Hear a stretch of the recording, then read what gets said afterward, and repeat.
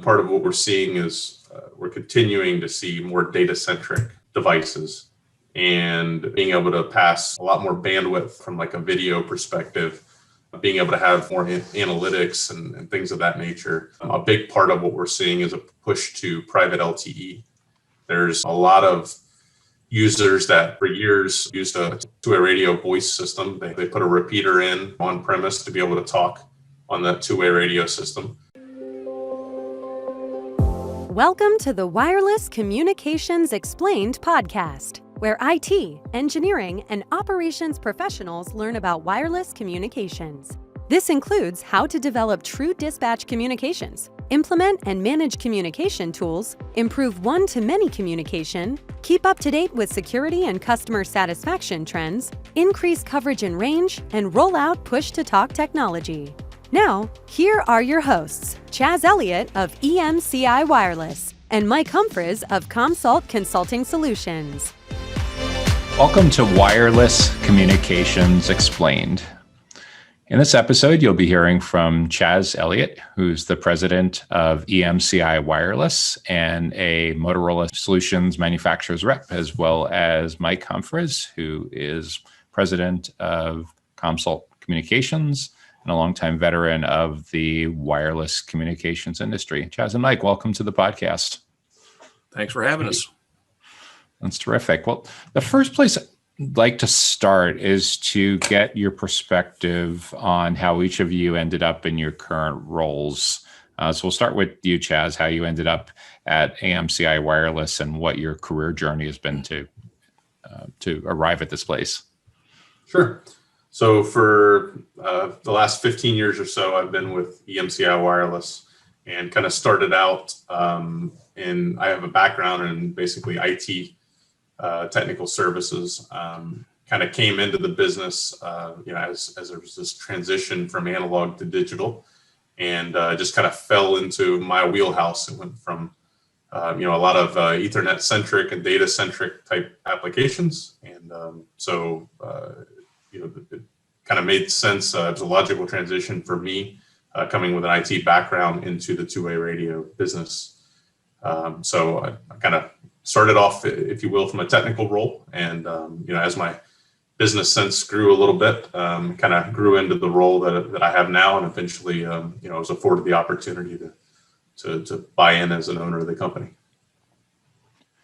That's great. Did you know at some point in going to school that you wanted to move into some aspect of IT or wireless? Was that something that excited you when you were younger, or did that just kind of fall into place with one step leading to another? Yeah, if you would have told me, 20 something years ago that I would be in the two-way radio business here in 2021, I would think you're crazy, right? It wasn't certainly at the top of my list of, career adventures that I was looking to pursue. But you're right. As I went through schooling and everything else with the IT background, I knew that I didn't want to fix computers every day, and I knew I didn't want to work on printers and, all of that kind of stuff. So it was kind of a logical transition into, I did networks and, things of that nature in a prior life. And, I knew I wanted to be involved in technology, but I wasn't exactly sure where my fit was going to be. It took some time to fall into place there. That's great. How about you, Mike? Mike, did you always know that you wanted to be in wireless? What led you to your current role in working as an advisor at Commsult? Yeah, that's funny. I've been in this industry for 4 decades, so it looked a little bit different when I first came in right out of college. The guy that recruited me into this industry said, "Would you be interested in going to work for Motorola selling FM two-way radios?" And I couldn't spell two-way radio at that particular point in time. I had no concept, no idea of what it was outside of CB radios back then. It just wasn't something that the general population knew that much about. So I was so intelligent about it. I even asked him the question that once I've sold everybody one of these, what do I do then? That's exactly how much I knew about it. So no, absolutely no thought whatsoever about going into this field or this industry at all. So, and I've been in it my entire adult life now. So It's interesting. So there was nothing that really happened with running around the backyard as a kid with walkie-talkies or anything like that, or pretending to be the dispatch or chasing down bad guys and law enforcement or anything like that. No, you got to remember, in my case, Marconi had just invented the radio. So, it wasn't, there wasn't that much really out there to think about, other than, you saw police use them and that kind of stuff. But no, not in my case. I wasn't looking toward that kind of career. So, Chas, when you first started out working in wireless communications, what was people's general perception of two-way radios? Yeah, it was something that for a lot of people, especially, friends, right? I'm of a younger generation here, so a lot of my friends would immediately go, people still use those things. That was kind of the sentiment that we would normally hear. And when you remind them that, they see it everywhere in law enforcement, and they see it in, hospitality and everywhere else, they're like, oh yeah, I guess that does make sense that, you would be doing that. But a lot of people, really thought that technology, was obsolete, coming out of the 80s and 90s, and people remember pagers and things like that. But they really thought once cellular took over, there was this kind of perception that two-way radios were no longer around. You, Mike, what did people think of two-way radios when you were first getting started in the business? They thought they were just for police and taxi cab companies, basically. That's about the only place that you really saw that many. There were a lot of businesses that did have two-way radios, but they had basic simplex systems that just covered a particular small footprint or a small area. They didn't have mobile-to-mobile, portable-to-portable communications that were long-distance and effective, because they were just coming into the world of repeaters back then, where they were just becoming very prevalent, and have the opportunity for people to actually use them. So they really just thought CB radios were the way that people communicated, or if you were a police officer, maybe then you had a different kind of system. So it was a wildly different time back then, and it was a lot more exciting from the standpoint that as you brought the technology to them back then, they had no concept. They didn't realize that they could talk 40 or 50 miles from one handheld radio to another one by way of a repeater. So once they saw that, they got fired up, and that was exciting stuff. So, as we progress beyond that into the world that Chas is talking about, people really did come to believe that, okay, now two-way radios are passé, they're dead, they're over. Now we'll just do everything on a cell phone. And I think that thought process is still prevalent today, right?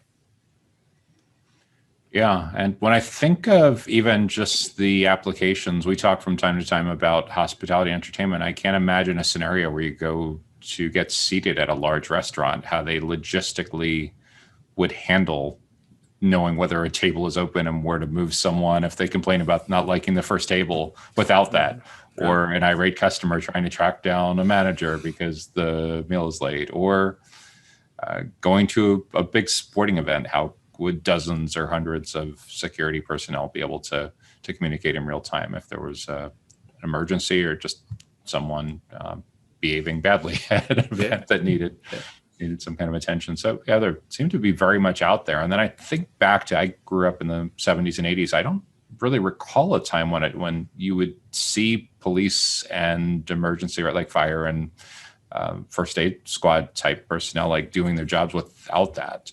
I guess there must have been a time going back probably 20, 30, 40 years before that, but it seemed like it was always there. And people even back then were buying CBs as like a hobby, right? Right. Back when bag phones were outrageously expensive, and it was an enormous status symbol just to pull up in front of someone's house or office and call them from the car. It was awesome. Yeah, absolutely. So how have you seen the two-way radios evolve over the course of your career, Chas? So for me, really, when I was first coming in, like I said before, there was this kind of transition from analog to digital technology. When that started to happen, there was, everything became a little more data centric. So when I first started, there was, analog voice only two-way radios. You picked up a radio, you keyed up, push the push-to-talk button, and you talked, and the other person, listened on the other side.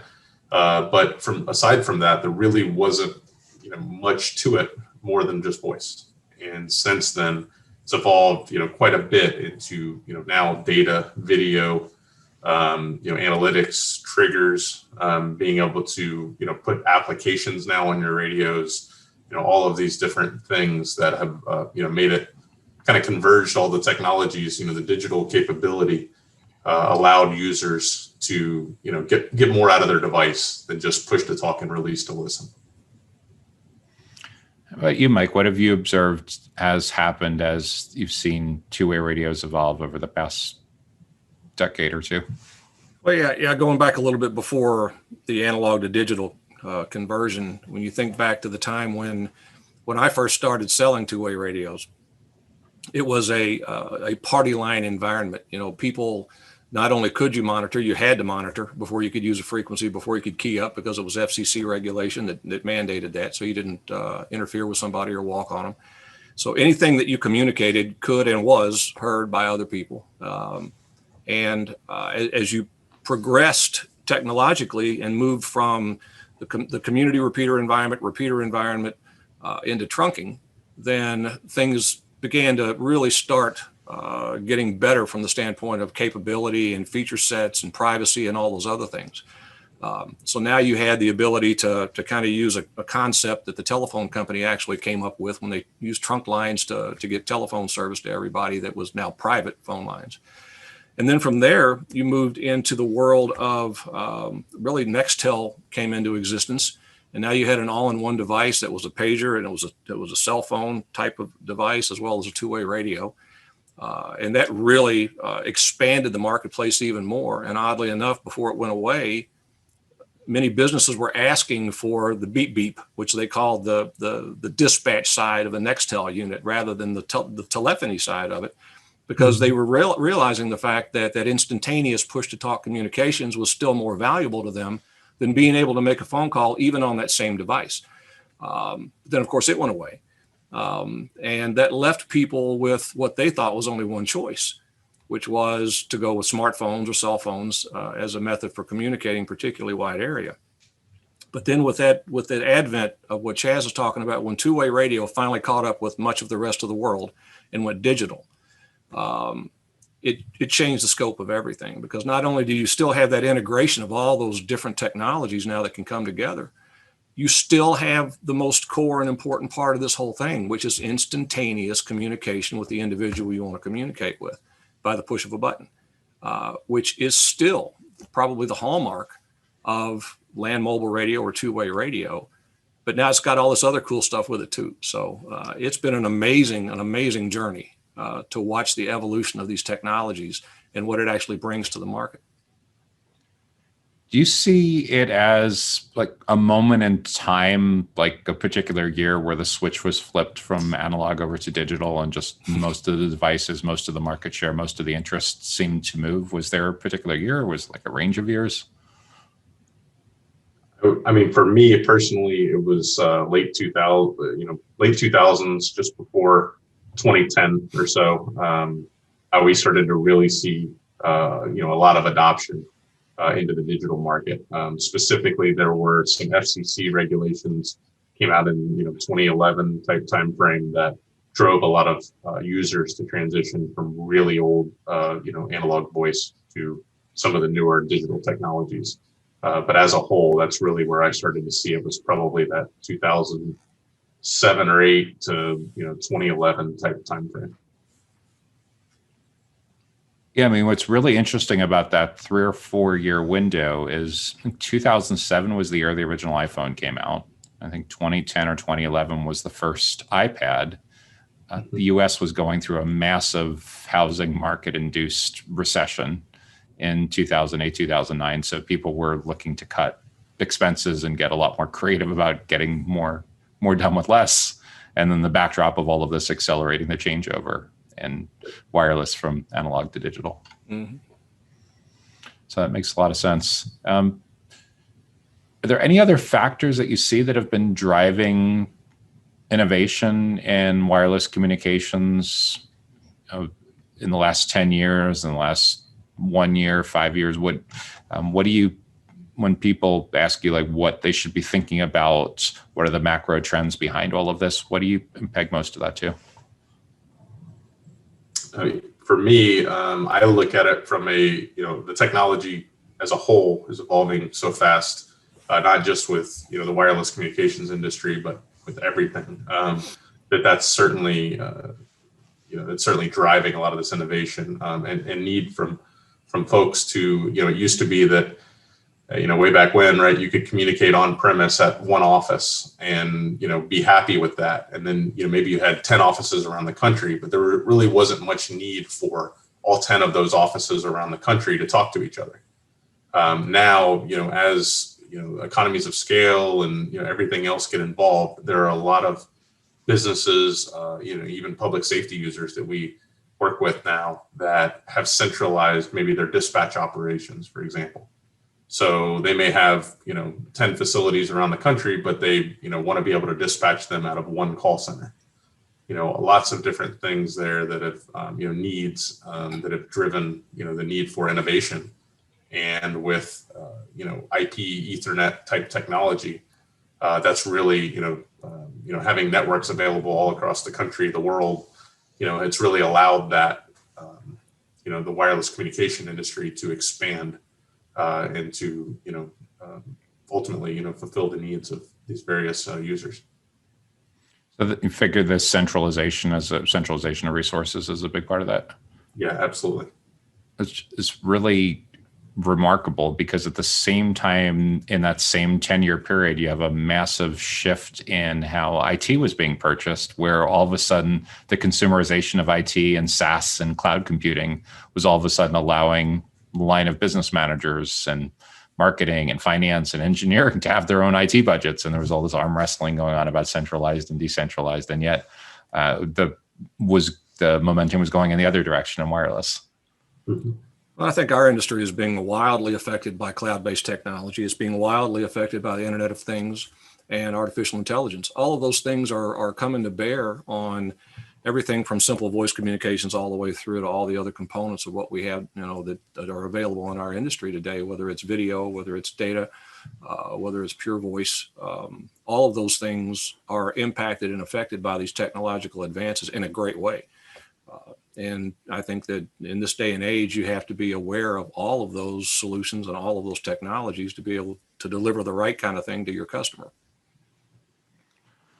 With that in mind, for keeping tabs on innovation, what's driving innovation, what kind of listening posts do you see yourself paying attention to? What kind of listening posts, sources of ideas do you think like product managers at Motorola Solutions sit around and listen for to stay a few steps ahead of where the demand is going to be 1, 3, 5 years out from now? I think that one of the biggest things we do is voice of the customer sessions. I mean, really just sitting down with the customers and trying to understand, what operational challenges do you have today? How can we help improve upon those? If you could solve, any issue that would help you with your business or your response time or, whatever the question is, even if it's unrelated, you don't think it's related to a two-way radio device, how would you, what are those issues? And, how do you have any recommendations on how those potentially could be solved? And, ultimately, for Motorola, their chief technology office, I mean, that's really a big part of it. And we work hand in hand with them to ensure that we're getting that, field level feedback, that it's not just designed from somebody in a cubicle somewhere who has never seen the real world operation, right? What we do in a lot of cases is, mission critical, it's operations critical. We need to be able to ensure that, the devices we're giving our customers, provide value to them. And with a lot of the technology entrepreneurs that I've worked with over the years, especially in smaller companies, a lot of times you're training the sales team to listen for cues of what's the missing feature that's preventing them from being comfortable moving forward with a large initiative. And a lot of times the thought processes to be able to loop that back into product or into the executive team and say, hey, we have this customer that's a large deal, and they have 3 or 4 buddies in similar companies that would also be in. Do you see any of that happening in your sales processes? Oh, absolutely. I mean, the market drives the innovation, right? And having a business case for something, and it's different. We serve multiple vertical markets.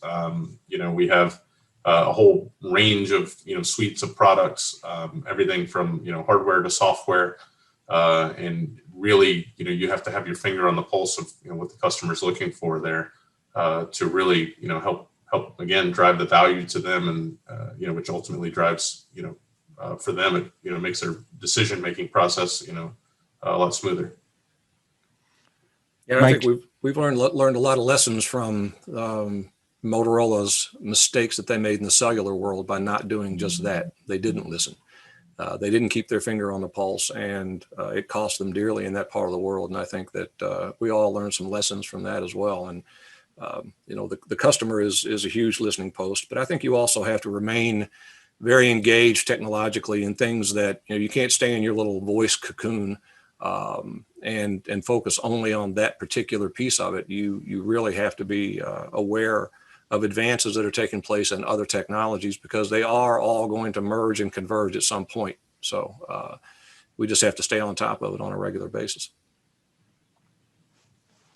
Another area that I wanted to ask you both about was misconceptions that people have about two-way radios. I always start with you on that first, Mike. What do you feel is the biggest misconception that potential customers have about two-way radios that you come across in the field?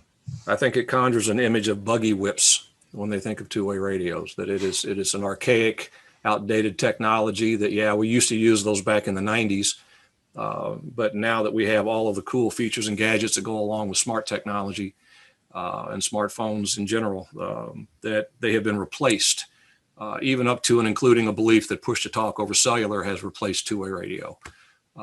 And it's a massive misconception, unfortunately. And it's been permeated by people that invest in carrier communications and have a vested interest in making sure that people continue to subscribe to those services, obviously. And to some extent, it's this industry's own fault for not doing a better job of communicating the what I call solution relevance of still the land mobile radio piece of the equation. And it's when you see people that are using the wrong tool for the job, it bothers me greatly anyway to see that happen, because that tells me that we haven't gotten the message out to the marketplace that this is not, we joke about this all the time, this is not your father's two-way radio, right? It has changed. It has evolved.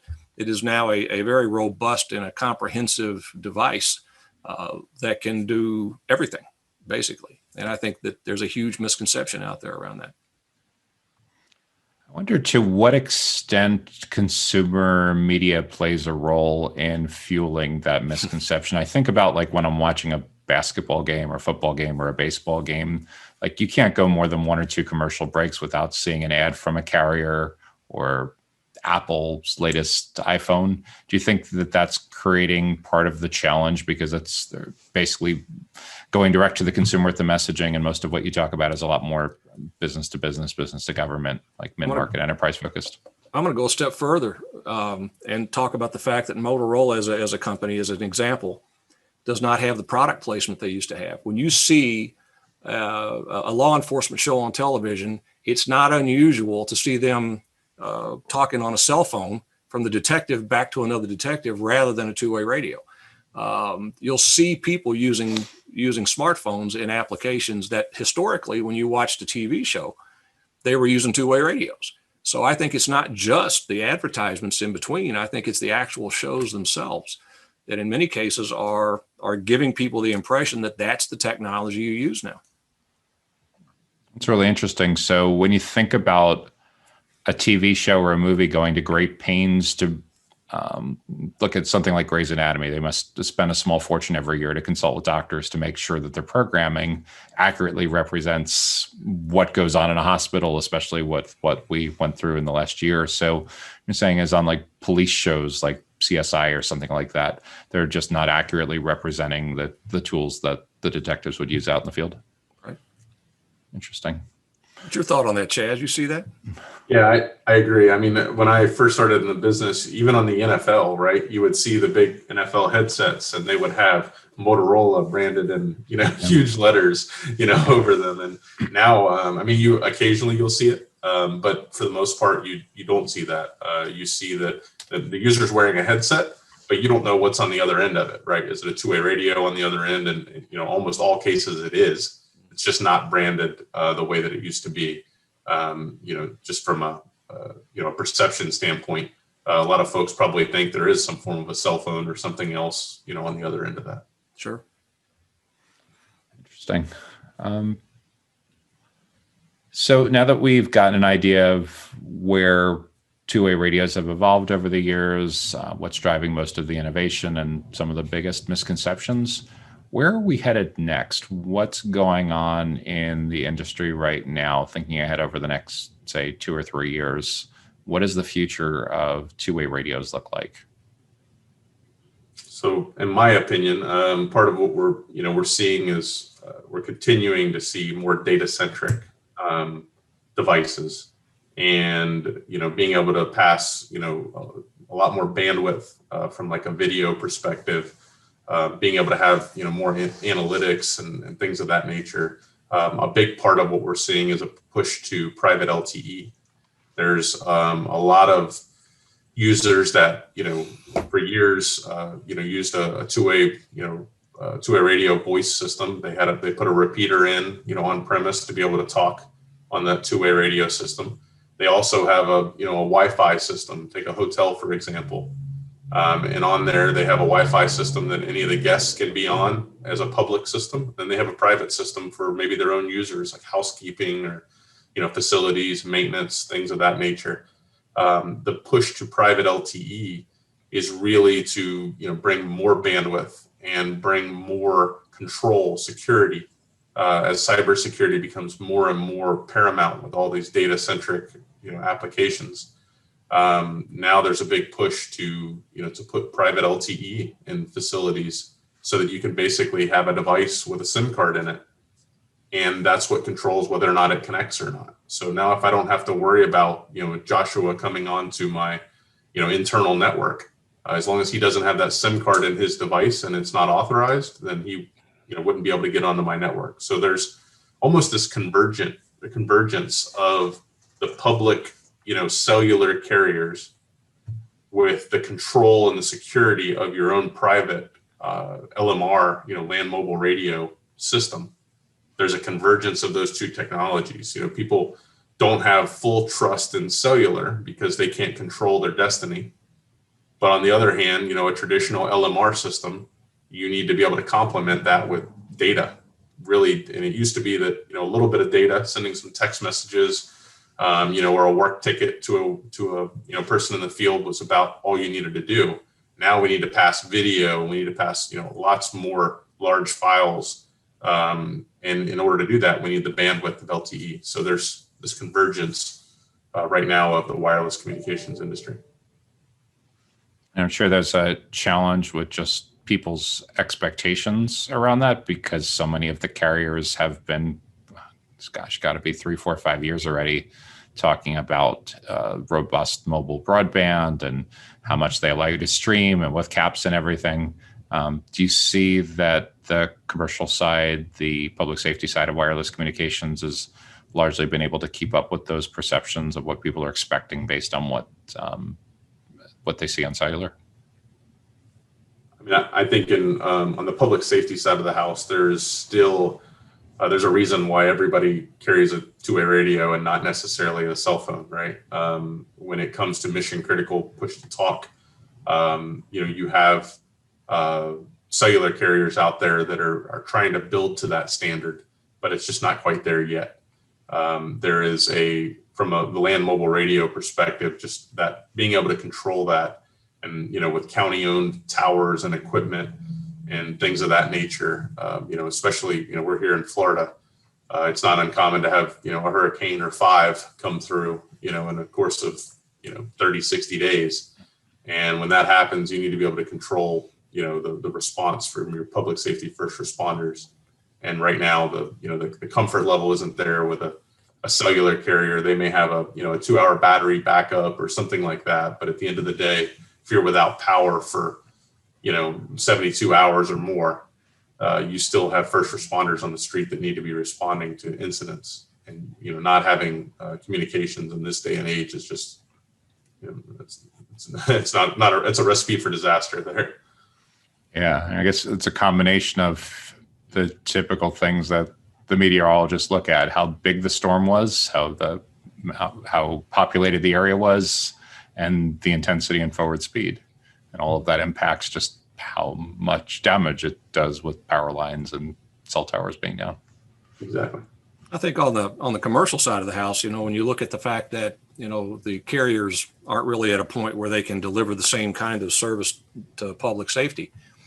On the commercial side, it's the other way around. I think the land mobile radio industry is catching up with the carrier-based smartphone types of things. When you look at multifunctional devices now that have all of the that you can go to the Google Play Store and get the same apps on your device that is also your two-way radio, that you can also watch video on of your different camera devices, that is a barcode scanner, that does everything in one single device now, but does it with the durability and ruggedness and with all of the things that you come to expect out of a good quality land mobile radio.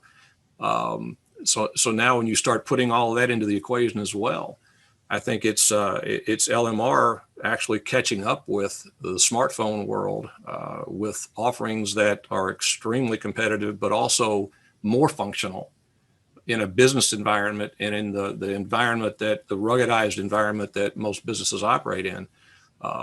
That is probably going to trump a lot of the smartphone applications, in my opinion. Yeah, that durability, ruggedness. Think about the typical person that's has a smashed smartphone screen. Yeah, a lot of people that have smashed smartphone screens. There's right? a whole industry of retail stores that just specialize in fixing the glass that's there, and a whole industry of third-party protectors, screen protectors, and everything. So yeah, that makes a lot of sense. Chas, if anyone is watching this, listening to this, reading about this episode, and they have any questions, what's the best way for them to reach out to one or both of you?